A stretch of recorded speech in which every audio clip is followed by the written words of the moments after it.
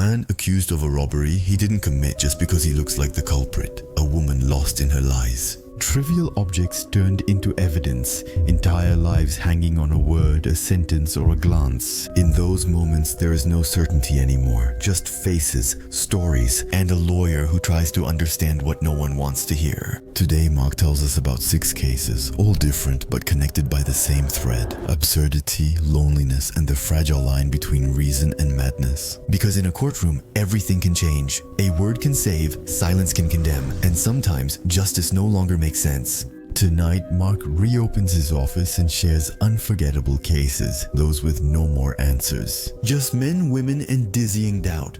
Make yourself comfortable, turn off the lights, and step into the office of a lawyer faced with the inexplicable. Welcome to a new episode of StoryCube True Crime Special.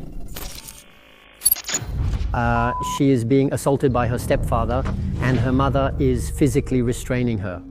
That is, she's holding her arms while the other does what he wants to do. You reassure yourself, I've hit rock bottom, nothing could be worse, but each time something worse happens. How do they defend themselves? So either they say it didn't happen, or the worst of the worst is that they say, well, she's the one who jumped on me. Hi, it's Noah. I'm recording a quick voiceover before the episode to thank you. It's been 2 consecutive months that we've been the #1 true crime and storytelling podcast in France. It's thanks to you, so thank you so much. And of course, don't hesitate to subscribe if you want to watch the other upcoming episodes. There are some really big things coming. A lot of absolutely chilling, terrifying stories and testimonies, but above all, way too fascinating. Well, listen, I'm still doing just as well. I'm still just as happy to be here. Thank you very much. I think you wrote a book recently, if I'm not mistaken. Yes. The Survivors? Yes. What's it about? Actually, I wanted to bring together about 10. There are 11 cases, 11 stories to be exact. I supported families who lost loved ones in tragic situations. People who had been killed, murdered, whether it was a child, a mother, a brother, or a sister, and I wanted to show that a bit. In fact, we talk a lot about the accused, but we talk very little about the victims and what this whole judicial process means for them, which is often especially difficult and burdensome for people who have just suffered and lost a loved one. And it was also a way to support them, and also meetings with incredible people full of strength, resilience, and dignity. And I wanted to highlight them. Is it just about the trial, or does it include the whole story? No, actually, it starts at the meeting when I meet those people, and then everything that follows. During the investigation, the inquiry, there can be reenactments, difficult things. The whole trial, always seen from the victim's perspective, and then there are also my closing arguments in there that I managed to recover. Available in all bookstores, I think, also at Maroy Editions? That's right. There's a first case I wanted to discuss, which you mentioned to us briefly, so I don't have much more information. What's going on? So let's put ourselves back in context. We're at the very beginning of the 1990s. I've just arrived in Carpentras back then because things have changed since. The Court of Assizes was in Carpentras, Vaucluse, but moved to Avignon in the 2000s. And my office is on the ground floor. One morning I see the bailiff of the Court of Assizes knocking on my window and telling me, the president of the Court of Assizes would like to see you. I grab my robe and go, and the president of the Court of Assizes explains it to me.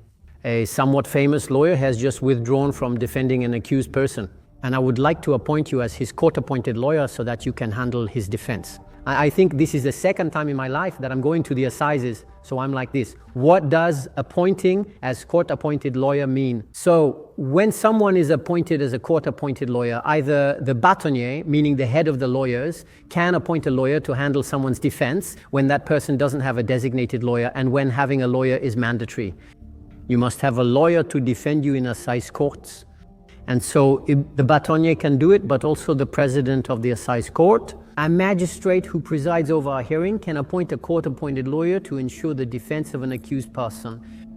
And so I say, okay, but when does the trial start? He tells me in half an hour. I said, well, that's not going to be possible because I need to review the case file and so on. He agrees to postpone the start of the trial. It was a Friday. He agrees to postpone it to Monday. So over the weekend, I review the case file. I go to see this gentleman who was in prison, and he tells me, here, I'm accused of committing a robbery. There are 2 of them, actually, 2 co-defendants, and me, I have nothing to do with it. I wasn't there, I wasn't at the scene, etc. You have to put yourself back in the context of the time. In 1990, there are no cell phones, mobile communication, geolocation, or DNA. None of that exists yet. People could be accused, for example, based on an identification, because people were shown the photo, and that's what happens to this boy. The victims, it was a bank robbery, and the bank employees were shown a number of photos. And there are people who will say, that's him, we recognize him as the second robber. He told me, not at all, that's not me at all. I'm a bit lost in the story and find it odd if people recognize him. And so the trial begins. And then there's the other co-defendant who, on the other hand, is fully accused. His fingerprints were at the scene and the loot was at his place. With him, it's clear, it's definitely him. So I'm kind of counting on him because I tell myself that if mine really isn't his accomplice, maybe he'll help me and say it's not him.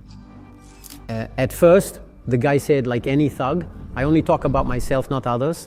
That didn't help me then, if you know what I mean, because I would have preferred if he talked to me a bit and cleared my client. Yes, you would have liked him to say that it wasn't. Yes, that it wasn't him. But he has a lawyer who is, on the other hand, very experienced and who will eventually get it out of him. He ends up saying, no, it wasn't him with me. But I still have 3 bank tellers against me who come and say, if we recognized him, it's him. And so the trial goes on like that. So it's very difficult when you have victims testifying at the assize court to go after them by saying, you're talking nonsense. That's not possible. Jurors dislike when someone is harsh with witnesses, especially victims. So I carefully ask, but are you sure? You were emotional, it was difficult, you had a gun pointed at you, are you sure? And so on. Of the 3, at least one tells me, yes, I'm absolutely certain, I know it's him. So now I'm really troubled, especially since my guy, his life story has nothing to do with being a robber. He's not from the same region as the other guy, they don't know each other. There's nothing to show that they've ever met.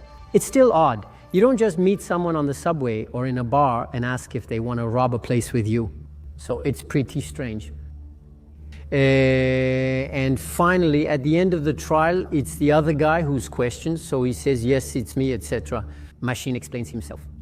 The president of the assize court, an old Corsican named Mr. Lookalike, may he rest in peace, he's gone now, always seemed a bit like he was sleeping. He was always laid back with his eyes half closed, but he noticed and listened to everything. He was very smart, and at one point he said to that man, I know what your habits are. We talk only about ourselves, not others. We don't discuss others to incriminate them, but what if we talked about others to clear their names instead? And the guy thinks for a moment, and then I think at that moment he tells himself that maybe he has a chivalrous side to show, And he says, well, no, it's not him. But on the other hand, the guy I did it with looks exactly like him. And that's why I called this story the lookalike of the robber, because my client really was the lookalike of the one who had accompanied the other guy to rob that bank. And he ended up being acquitted. It's a story with a good ending, though it could have been worse. If the other guy stayed silent and the cashier insisted, I'm sure it's him. He would have gone to jail. Was he released? Yes, acquittal. That's what's wonderful. Back then, we were in a judicial system where even when a defendant was free, it was just 3 days before the start of the trial. They issued a warrant of arrest, meaning he would be taken into custody or turn himself in at the jail. At that time, all defendants before the Court of Assizes appeared in custody, so he had to be detained. Mine had been placed under judicial supervision because they really wondered if it was him, because there was nothing linking him to the other one. But he had been incarcerated for those 3 days. And so what's wonderful when you get an acquittal is that at that moment you see the police officers who are behind the defendant. They put the handcuffs in their pocket, open the box, and tell him, you can go, sir, instead of asking him to turn around for handcuffing. Those are the moments when you're a defense lawyer and you get that. Those are really wonderful moments. Oh yeah, no kidding. There's another case that's completely unrelated, but you told us about it too. It's called the Watering Goddaughter case. The Watering Goddaughter case, yes. So you have to understand, at first I arrived, I was sworn in Paris. I did all my studies in Paris. So the southern accent isn't something I'm particularly good at. I arrive, I'm in Carpentras, and I get one of my first clients, so to speak. And the guy, he has a really thick southern accent, so I don't really understand what he's saying. And he says to me, "My neighbor doesn't clean his goddaughter." I'm wondering what he did to his goddaughter. I was thinking it was about some kind of moral issue. You see, I had no idea what he was trying to tell me. After asking him 3 or 4 times, I realized he wasn't talking about a goddaughter, but about an irrigation pipe, which was actually used back when we didn't have pressurized water to irrigate the fields. Actually, they used to flood the fields and they would open little channels like that, which were called irrigation pipes. And his neighbor wasn't cleaning the irrigation pipe. So I thought I was going to be dealing with an absolutely extraordinary criminal case, but I ended up with a rural matter that I didn't really understand much about. But that just goes to show that sometimes we don't always have dramatic stories to tell. How do you defend something like that? Actually, in this case, it was a civil matter that wasn't very complicated. If you want, in these cases, the lawyer sends a formal notice, meaning we send a registered letter to the neighbors saying, "Here you go, sir. According to your obligations, you must clean the irrigation ditch at least twice a year. You haven't done it yet, so please do it, otherwise I'll have to take legal action," which will cost you a lot more money than just grabbing a shovel and a bucket and cleaning up what you haven't cleaned. Did he do it? Yes, he did. But often behind these rural stories, there are hidden hostilities between neighbors, and sometimes these hostilities even lead to dramatic moments. We had stories like that in my area over there in Vaucluse. There were stories about things just as sordid as this. It would be blown out of proportion and the guys would end up hunting each other with rifles. Yeah, they can be a bit hot-blooded sometimes. Have you ever had, cases like that where someone killed someone over a matter of morals? There was a case where I was involved for a very short time, but it was a case that made headlines in Vaucluse. It's a story about an inheritance. A man dies and he has 3 sons. The inheritance process drags on. In fact, it doesn't get settled. And it's still in the hands of a notary, and the notary does what he can. Because you have to understand that when you're a notary and you're in charge of settling an estate, you can only divide things up if everyone agrees. The notary doesn't have the power to force anyone to do this or that. In the end, you can't force someone to agree to a division if they don't want to. And so, since they never agreed, there was one of the 3 brothers who was a bit paranoid and thought everyone was against him. And then, after being so paranoid, he said to himself, actually, it's the notary's fault. And over the years, he convinced himself that it was the notary who was blocking the inheritance, that it was because of this notary, that he couldn't get his rightful share of his father's inheritance. And finally, one evening, that man takes a .22 long rifle, parks in the lot right at the entrance to the notary's office, and waits for the notary to leave his office that night. And from 20 meters away, he shoots him and he kills the notary. And all that over a story, even though the notary had absolutely nothing to do with it, poor guy. Yeah, but you see, sometimes what's crazy about the cases we deal with as lawyers is that you realize how little it takes for things to happen. There are cases where even today I can tell you that I've defended families or women who saw their loved ones die for nothing. I remember a case that's actually in the book, which I call Catherine, because that's the name of the partner of the man who died. The story is incredible. They're a couple with no history of problems. And they found each other again. It's a second love, if you will. So they found each other a bit in the second part of their lives. They lived their love peacefully. They are both wonderfully happy. He has a small job. She is a nursing assistant. I mean, they're an ordinary couple like you could find absolutely anywhere.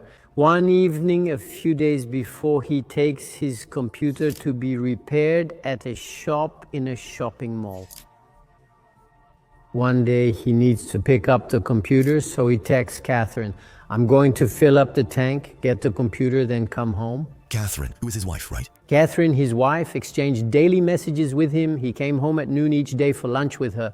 Anyway, they were really people who adored each other. This man is going to fill up his car and pick up his computer at the store. And he arrives at the store. And a minute later, once he has arrived, a guy comes in with a rifle and is going to shoot. He turns around like this. He just had time to turn around. At the same time, the salesman who is taking care of him looks and says, "But what's going on? What do you want?" And the guy, without saying a word, shoots the salesman, and that man, he mortally wounds them, and he's going to die. The salesman will survive, but that man will die. What's wild about these stories, Noah, is that you tell yourself, and what if he had gone to get the computer first and filled up afterward? Yes. And what if he had said, "Oh, it's too late, I'll just go home and get it tomorrow," but he would still be alive? Sometimes what's wild about our stories is realizing it only takes one small thing for the whole criminal mechanism to fall into place. Even though it could have never happened at all, life could have easily made it so that it never happened. Because there was no particular motive. We would realize later, after having defended this case, that in the end, this boy, who was of Arab origin, was in the process of becoming radicalized. So we asked ourselves the question, because he never wanted to say anything during the trial. We asked ourselves whether he wanted to take some action, to show that he was one of those who could take action and give their life for the cause that was his. But that's how it is, and that man, he died for nothing. He died because there was a series of circumstances that made him be in the wrong place at the wrong time. That's it. He had no connection actually in the end. Nothing, absolutely nothing. He's just a regular customer who walks into a shop to pick up his computer tower, that's all. What happens in a trial if suddenly the defendant just doesn't want to talk at all? So actually, at first, Do you already have the right not to talk like that? yes, it's even a European right. It comes from the European Convention on Human Rights. The right to remain silent. That means when you're accused, you have the right to remain silent. You have the right to make a spontaneous statement. That means you can refuse to answer questions, but you can say, "This is what I have to say," and I'll stop there. Or you could just answer the questions. This right is reminded to all defendants at the start of every trial, as required by law. Is complicated when someone won't speak. Everyone gets frustrated, because even if, so all of it, this whole thing is also unbelievable. How did they find this boy? Because at first he shoots, gets back in his car and leaves. And since there's no connection, no apparent motive, he didn't leave anything behind. He didn't argue with the store clerk. We know absolutely nothing. And actually, it's thanks to the surveillance cameras all over the shopping mall or the entire shopping center that we'll eventually find out. A vehicle that arrives around the time of the incident and leaves 3 minutes later.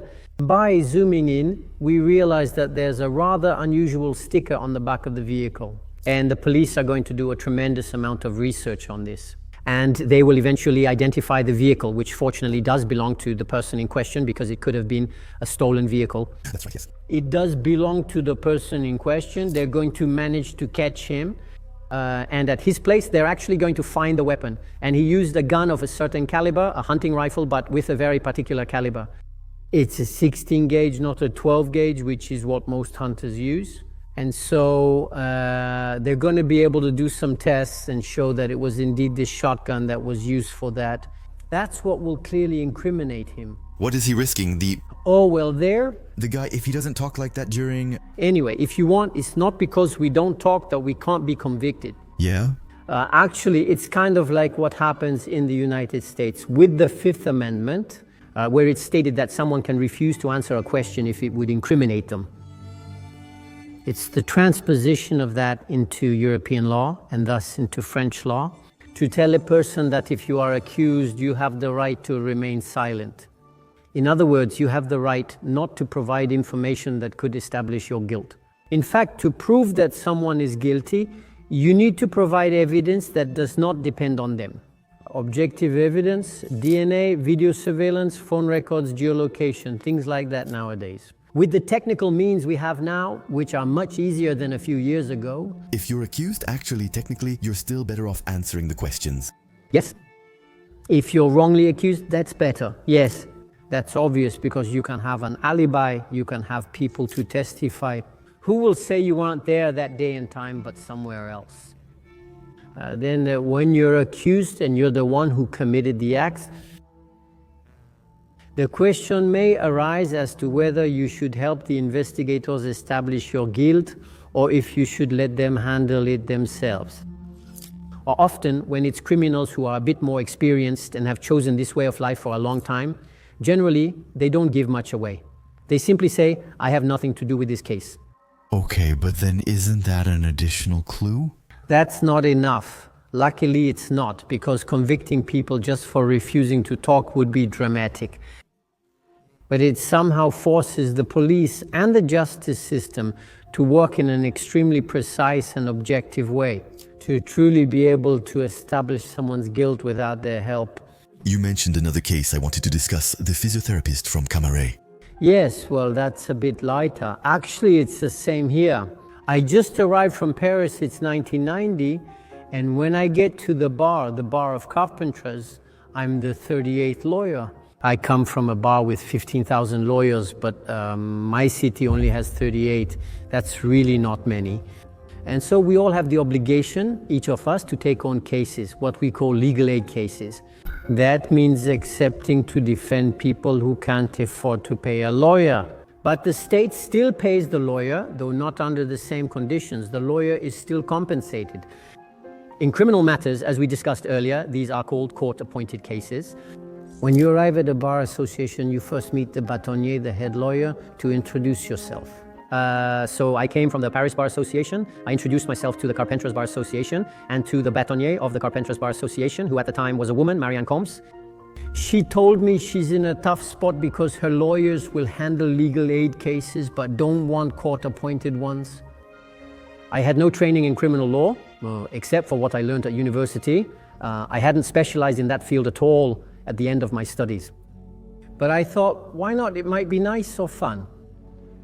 So I accept the court-appointed cases, which means I end up being a court-appointed lawyer in front of the criminal court. We're not at the assize court now. These are less serious cases, so I'm here before the criminal court. Sometimes I would spend entire afternoons pleading 4, 5, 6 cases because everyone was requesting court-appointed lawyers. And at one point,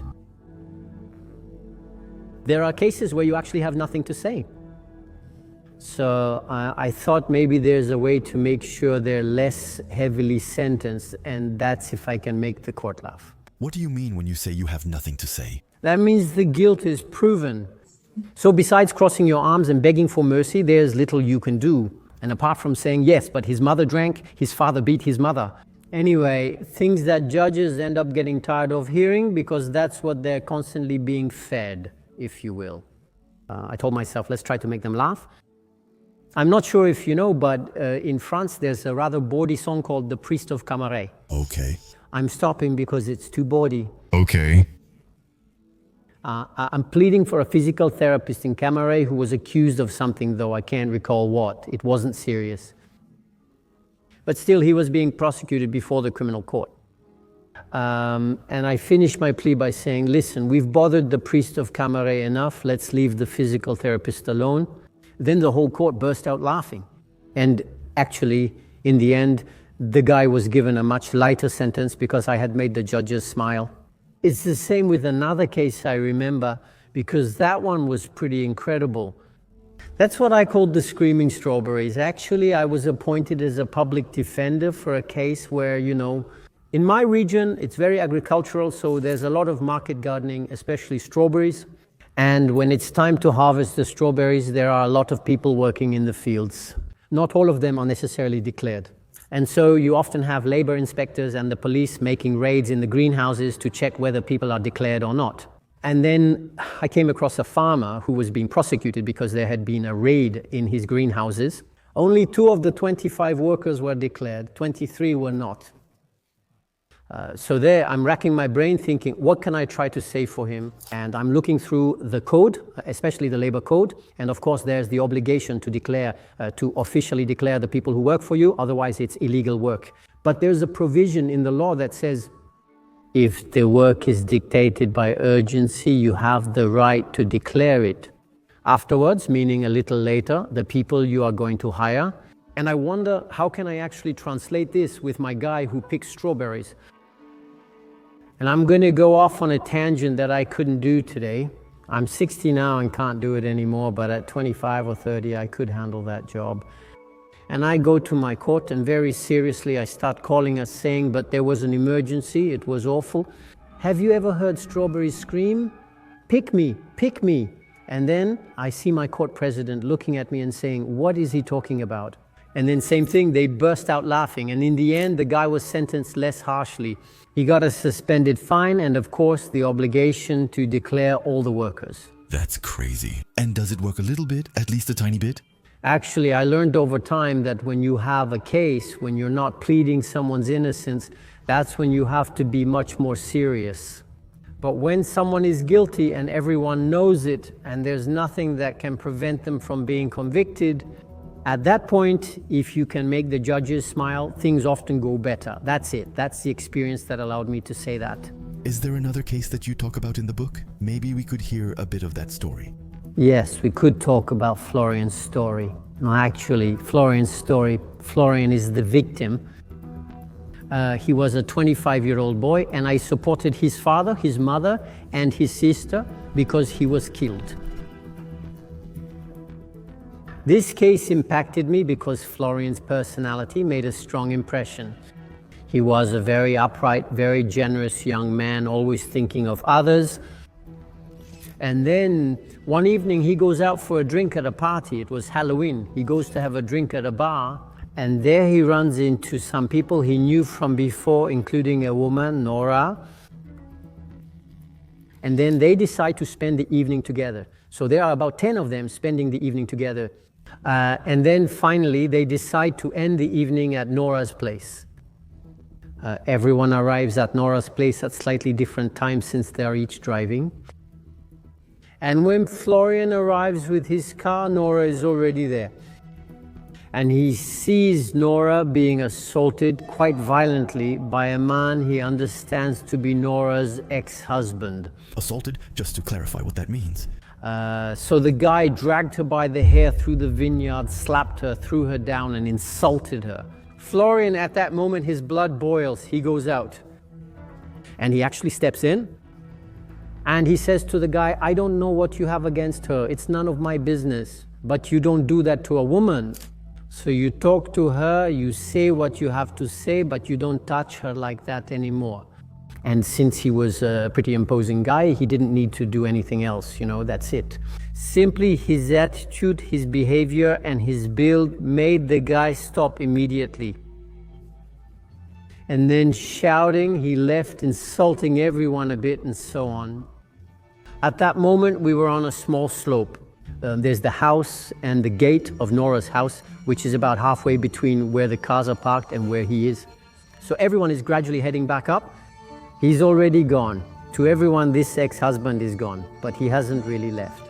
He goes to his car, he takes an iron bar that weighs 5 kilos, and just as Florian goes through the gate, the other guy comes up from behind and hits him on the back of the head with the iron bar. He's going to fall to his knees. And then he hits him again, which obviously kills him, smashing his skull.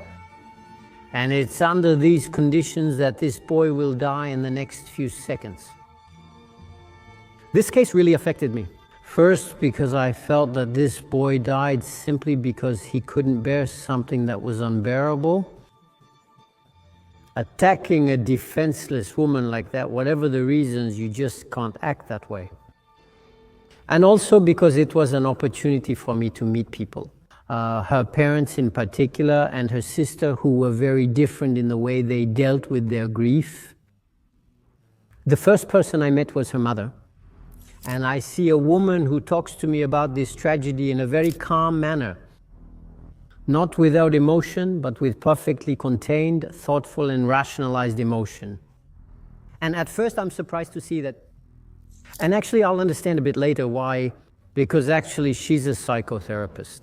And since she rationalizes things a lot, she had this ability to distance herself from these events. And it was completely the opposite. The father, however, was devastated. That is when I received, because the parents were separated. I met with the mother first, then the father. And when I meet with the father, I see a man, and maybe what I'm about to say will sound strange. But it's often harder to bear seeing a man break down in tears than a woman. Maybe it's strange, but that man truly affected me. I remember very well that he started. I said to him, "Tell me a little about your son." He started 2 sentences and then broke down in tears. And at that point, I really didn't know what to do anymore. So to compose myself a little, I stepped outside. I got him a glass of water, giving him time to compose himself. And what was crazy is that I pleaded for them and for his sister too before the criminal court on 2 occasions. Because this boy appealed. At first he had said, and that was what was very difficult for them, he said Florian provoked him, approached him, and he just defended himself. Despite 10 witnesses, the other 10 clearly disagreed. Because in the end, he did that right in front of everyone, didn't he? Oh, yes. Some of them had already gone inside and only heard the sound of the blow, and there were 1 or 2 who hadn't gone in yet and saw it happen. They didn't even have time to react. Oh, no, it happened extremely quickly. And so if you want, what was really difficult was, this is a chance to show how complex a trial can be for victims or their families. It's hearing lies being told about the one who is gone. That, in a way, tarnishes Florian's memory. His father struggled to cope with it all. And I had to do a considerable amount of support work with this man, so that he would try not to suffer too much from what he was about to hear. So I prepared him for that. I told him, this is what's going to happen. This is what you're going to hear. You need to prepare yourself for that. Don't prepare yourself. Don't expect to know the truth. That man will never tell it. And that's the reason why in the end, at the first trial, it was very complicated. He was convicted, he appealed. And at the second trial, he finally admitted that Florian hadn't done anything, but he received the same sentence because his alleged acts were abominable. That was a chance to discuss a famous lawyer, as Eric Dupont-Moretti was right there.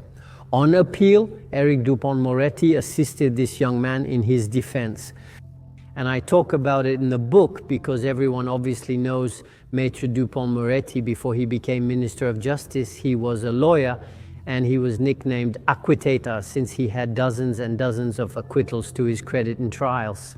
I had already had the opportunity to meet him, especially in the Alessandri case, by the way, where he was Johann's lawyer at one of the trials.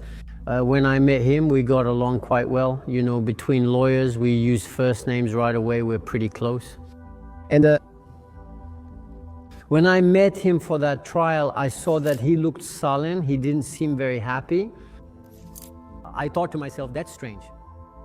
Until then, his client insisted I didn't do anything. I was just defending myself. So when he arrives, for me, it was a pretty significant challenge because he was known to be particularly effective. After all, Dupont-Moretti, when he was a lawyer, and I don't understand at first why he seems so sullen and in a bad mood. And then the trial begins, and at the start of the trial, after the president of the Court of Assizes gives what's called the report. That is the summary that informs the jurors of why they are there and what they will have to judge. The accused stands as the president asks, "Do you acknowledge the charges?" At that moment, the man said, "Yes, I admit the facts. Florian never provoked me." I understand the look on Dupont-Moretti's face, who often pleads and enjoys pleading for acquittals, because now he can go after everyone.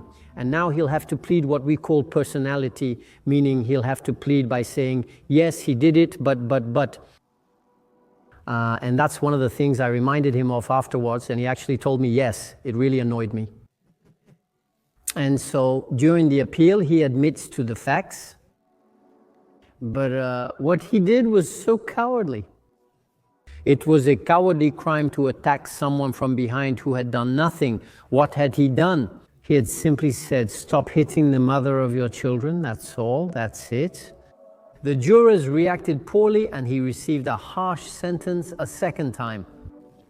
Hi, my mic glitched, so I'm going to redo my question. So I asked him if he had ever had cases where children were involved. Yes, I've had many cases.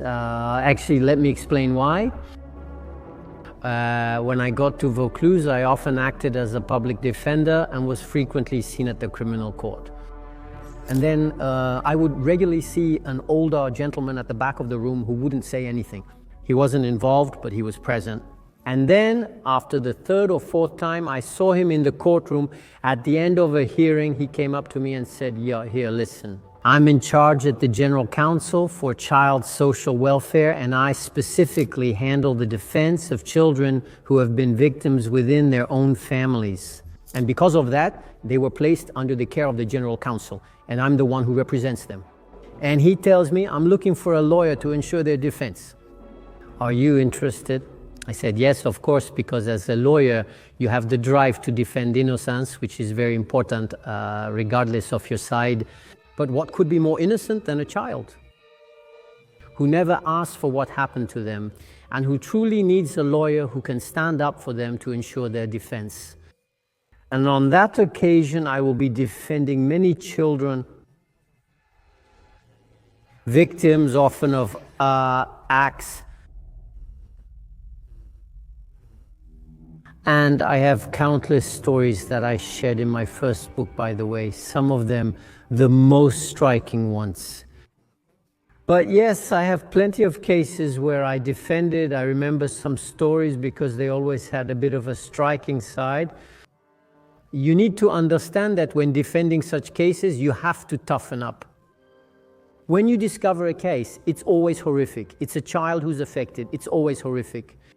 And you tell yourself to feel better. Well, that's it. I've hit rock bottom. I'll never see anything worse. But actually, every time you see something worse, you realize human madness is limitless and their cruelty can be unbelievable. The cases that impacted me most were those where children were victims of a man, usually the father or stepfather, and especially when mothers were actively complicit. I had a case like that. I will always remember it. So I defend her at the moment when I'm handling her defense. She's now 15 or 16, but was 8 or 9 when the events occurred. She is by her stepfather, and her mother holds her physically. That is, she holds her arms while the other does what he has to do. And then systematically, her mother would make her a hot chocolate. I'll always remember this girl's tearful testimony on the stand. Explains that even when she smells hot chocolate, it makes her want to throw up. She can't stand the smell or sight of it anymore. It may seem trivial, but actually it shows just how deep the damage is. And then it's a betrayal. How can a mother do something like that? All that just to satisfy the muscle needs of the man who's her partner, you know? Other cases where children are sometimes treated like slaves. These things are absolutely abominable. Abominable perversion. I remember stories where a girl was she was used by all the men in the family, you know. Yes, often if you want. In what we call in families, there are no limits or boundaries. The intergenerational barrier doesn't exist. For you, it wouldn't even occur to you to feel desire for someone who is 20, 25, or 30 years younger than you. In incestuous families, that barrier doesn't exist. In the end, it was the father, then the brother, then the uncle. This girl she was. Afterwards, it results in children who have what we call risky behaviors. That is, for them, their body has no value anymore. So we often find them turning to us or engaging in behaviors with multiple partners, AUs, etc., because they no longer have any sense of the importance of their body. How do the accused defend themselves in such cases? I saw everything about that. I heard everything, including things that were inaudible. So either they tell you it's not true, it didn't happen, and these are complicated cases, you know, because often there are no witnesses, obviously. It happens behind closed doors in the family, apart from the one who is accused and the one who claims to be the victim. Often the girl is in bed while her stepfather waits until everyone is asleep, then enters her room and does as he wishes, and after a while the little girl can't take it anymore, she ends up speaking out. People often say it's her word against someone claiming she's making it up, see? So these are very complicated cases to prove. So how do we do that? First, what's very important in these cases is that we conduct a psychological evaluation of the child. The expert psychologist won't try to determine if she's telling the truth. We don't read from a crystal ball, but on the other hand, we're going to try to determine if in this child's behavior, we find what we usually see in people who have been victims. You see, it helps to reinforce the words, the value of what these children say. To answer your question, how do they defend themselves? So, either they say it didn't happen, or worst of the worst, they say, but she's the one who jumped on me. And when you say that and you're talking about children who are 8, 9 years old, or even younger, I heard, and it's the only time in my life and in my career as a lawyer that I've heard a president of the Court of Assizes stop a defense lawyer while he was pleading. Normally, you're not allowed to do that. The lawyer's speech is free and he has the right to plead. No one can interrupt him until he has finished pleading. Well, for once in my career, I heard a president of the Court of Assizes say to a lawyer, so what I'm about to say is awful, huh? He was describing the non-promptu impulse of a 4.5-year-old girl toward her stepfather. The stepfather said, she jumped on my zipper. Then the president told him, counselor, I advise you to stop. It was a moment when everyone froze, because in our judicial system, stopping a lawyer doesn't exist. It was something, it shows how far things went and how sometimes lawyers lose their conscience. I don't know. Sometimes I've heard some things argued. Well, lawyers arguing things, you think to yourself, but you can't say that. First, because no one will believe you. So it has no practical use, and on the contrary, in the end, it only has one consequence. It just makes the hatred fall on the person you're defending, because he dares to make you say that, you know. But you know, sometimes it's complicated. Have you ever had other cases like that where you had a lawyer on the other side who argued something kind of stupid, or it was obvious it was a lost cause, or? Yes, well, yes, in cases like that, I've often heard things. Yes, in cases, a case where I'm defending a young girl. Her mother is getting back together with someone. It's not the girl's father who did it.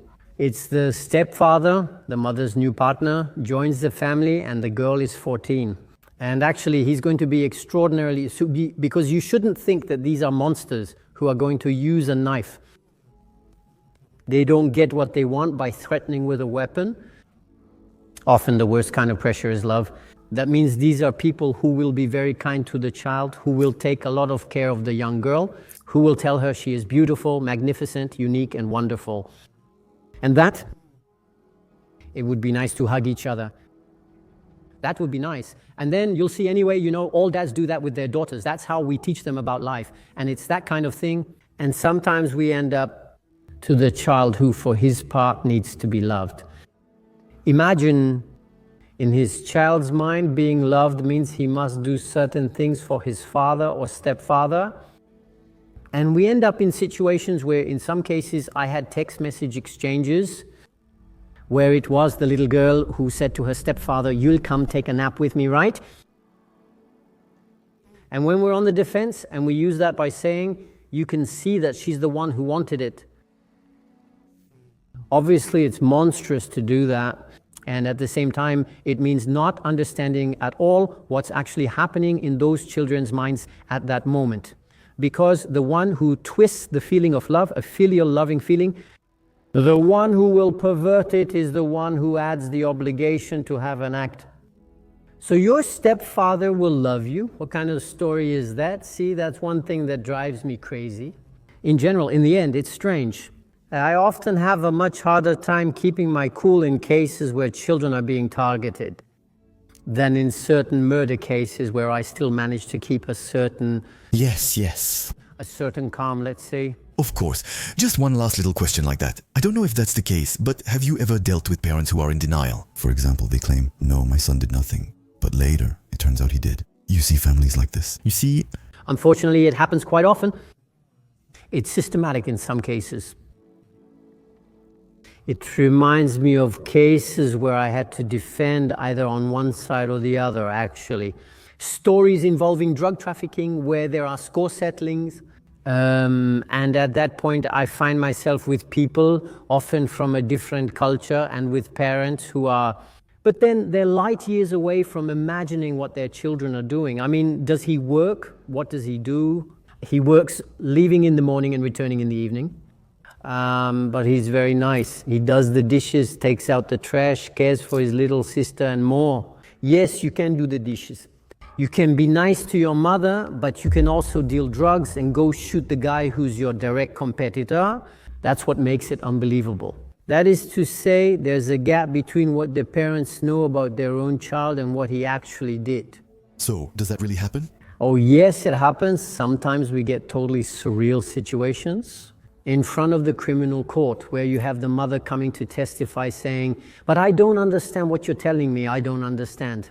So are these parents who are particularly out of touch with reality? Are these parents who don't want to know what's going on? I don't know.